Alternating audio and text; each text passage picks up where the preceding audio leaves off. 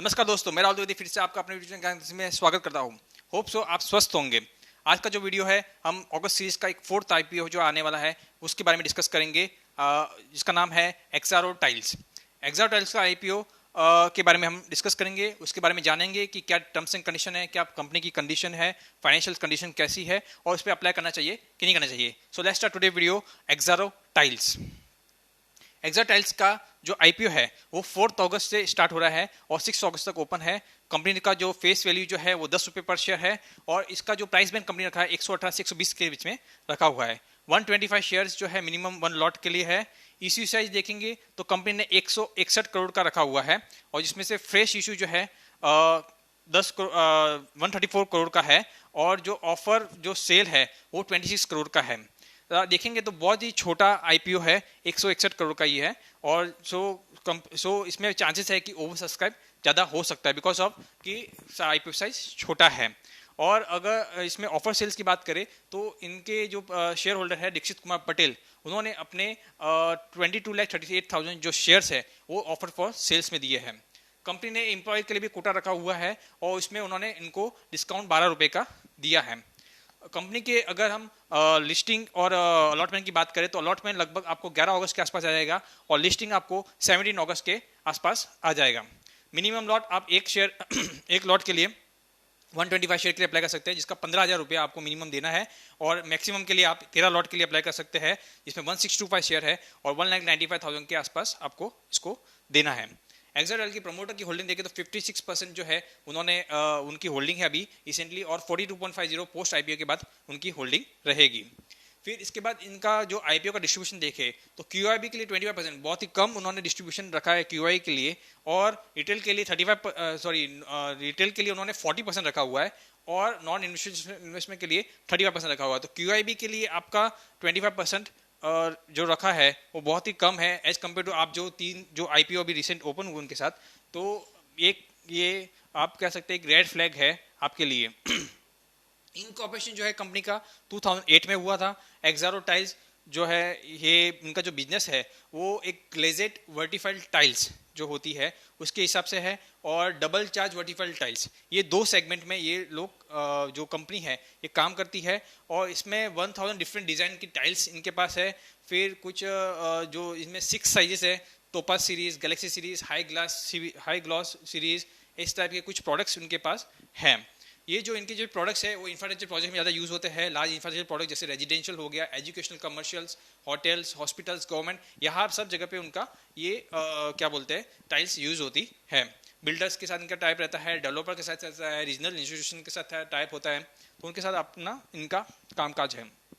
फिर कंपनी की जो फुटप्रिंट्स है वो सिर्फ इंडिया में नहीं बल्कि पोलैंड, बोस्निया, यूएसए और अदर कुछ कंट्रीज में भी है। करंटली एक्सारो टाइल्स की जो प्रोडक्शन है वो मैन्युफैक्चरिंग दो जगह पे है, एक पादरा करके है और एक टालाउड करके है।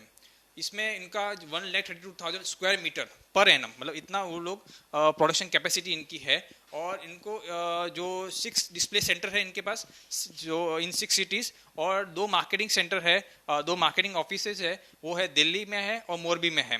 मोरबी एक हब है इस टाइल्स और इसके लिए, सो बहुत प्रसिद्ध है मोरबी उसके लिए। सो ये भी आपके लिए एक ज्ञान का पॉइंट है।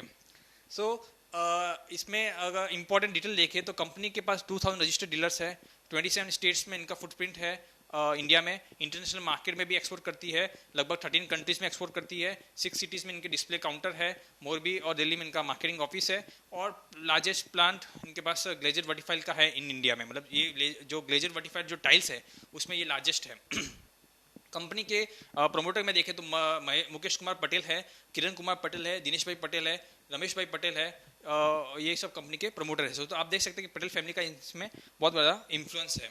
ऑब्जेक्टिव जो कंपनी का है इस आईपीओ को लाने का, तो एक मेन ऑब्जेक्टिव तो यही है कि इनका जो बोरोइंग्स है, रीपेमेंट है उनके वो करनी है और कुछ वर्किंग कैपिटल की रिक्वायरमेंट इनको और जनरल ऑब्जेक्टिव्स जो है वो कॉमन पॉइंट्स उसमें है ही है।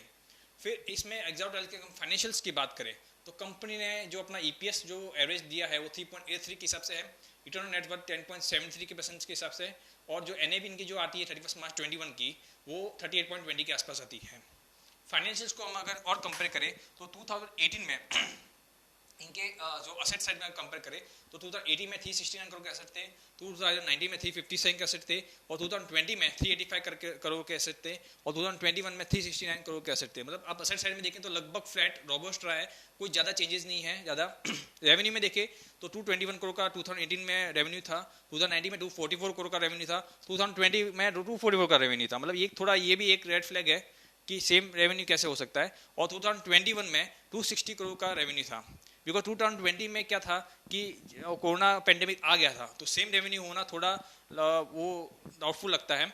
और फिर बाद में पैट की बात करें तो 9 करोड़ का रुपीज़ का रेवेन्यू था, 8.92 करोड़ का 2019 में रेवेन्यू था, 2020 में 11.26 करोड़ का रेवेन्यू था, और 2021 में 15 करोड़ का रेवेन्यू था। सो मोटा मोटी इसमें देखे तो FY21 में इन्होंने जो इनका पी है वो 35.29 है, जो उसके प्राइस के सामने फुल्ली प्राइस दिखता है। और जो इनकी जो अर्निंग फाइनेंशियल 20 की अर्निंग के हिसाब से जो इनका पी है वो 47.62 था।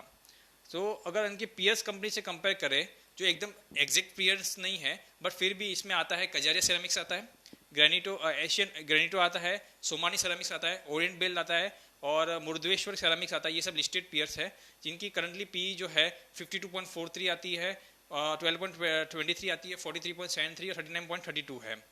ठीक है।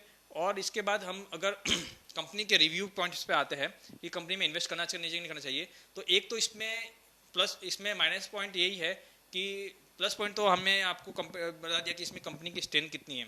दूसरा माइनस पॉइंट ये है इसमें कि कंपनी का आईपीओ बहुत छोटा है। सो कंपनी का आईपीओ अगर छोटा है बिकॉज 250 करोड़ का नीचे होता है, तो ये T2T में लिस्टिंग होगी इसकी। तो T2T में लिस्टिंग होने से क्या आपको नुकसान हो सकता है कि इसमें स्पेकुलेशन ज़्यादा नहीं होगा, मतलब इसमें मूवमेंट्स ज़्यादा नहीं होगी, मतलब अपवर्ड्स की। सो मूवमेंट ज़्यादा नहीं होगी तो इसमें आपको ज़्यादा प्रॉफिट होने की चांसेस बहुत कम है, बिकॉज इसमें लिमिट में ये एक लॉक इन में रहेगा, T2T के बेस पे रहेगा। सो एक इसमें ये एक थोड़ा ड्रॉबैक है इसमें।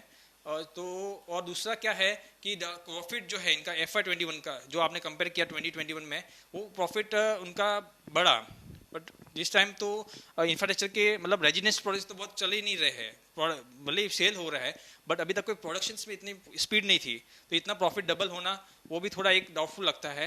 और जो रिजल्ट है थोड़ा सा कोविड की वजह से थोड़ा वो आप देख सकते हैं कि थोड़ा बहुत वो ऊपर नीचे होना चाहिए, नीचे होना चाहिए था बट ऊपर जा रहा है। दूसरा इनका जो रिटेल जो पोर्शन है उन्होंने बहुत हाई रखा है। सो कंपनी का शायद इंटेंशन ऐसा हो सकता है कि प्रमोटर का कि भाई ये बेच के हम लोग ये जो है रिटेल को दे के रिटेल का ओवर सब्सक्राइब करवा देते हैं, तो एक थोड़ा सा एक रेड फ्लैग ये भी है। और कंपनी जो है पूरा लो यील्ड बिजनेस में है, तो इस लो यील्ड बिजनेस के लिए इतना हाई रिस्क लेना थोड़ा वो एक क्या बोलते हैं थोड़ा कॉशंस कॉल हो जाता है। सो इसमें कैश सरप्लस या रिस्क सीकर जो रिस्क ले सकते हैं वही इन्वेस्ट कीजिए। अभी भी कंपनी का GMP जो है 22 से 24 रुपये के आसपास चल रहा है, सो कोई बड़ा गेन इसमें होना लाजमी नहीं है। सो आप इसके अलावा जो दूसरे IPO खुले हैं ऑगस्ट सीरीज में, उसमें आप जरूर मतलब प्रेफर कर सकते हैं as compare to this IPO। अगर आप इसको इग्नोर भी कर देते हैं तो इसमें कोई बड़ा लॉस शायद नहीं हो सकता है। सो एक T2T की वजह से आप इसमें थोड़ा प्रॉफिट में आपका प्रॉब्लम हो जाएगा। सो ओनली मतलब आपको इसमें अवॉइड करें तो बहुत ही अच्छा है। सो होप सो आपको ये वीडियो अच्छी लगी होगी और आपको इसमें जानकारी मिली होगी कि आपको इसमें अप्लाई करना है कि नहीं करना है। सो आप ये जो वीडियो को जरूर शेयर कीजिए ताकि ये ज़्यादा से ज़्यादा लोगों तक पहुंच सके, ये जानकारी ज़्यादा से ज़्यादा लोगों तक पहुंच सके। और अभी तक आपने हमारे YouTube चैनल को सब्सक्राइब नहीं किया है तो प्लीज़ सब्सक्राइब कीजिए और बेल आइकन को प्रेस कीजिए ताकि आपको हमारी जो ज्ञान जो है जर्नी वो आपको मिल सके और आपका भी ज्ञान वृद्धि हो सके। So thank you for watching this video. जय हिंद, जय भारत।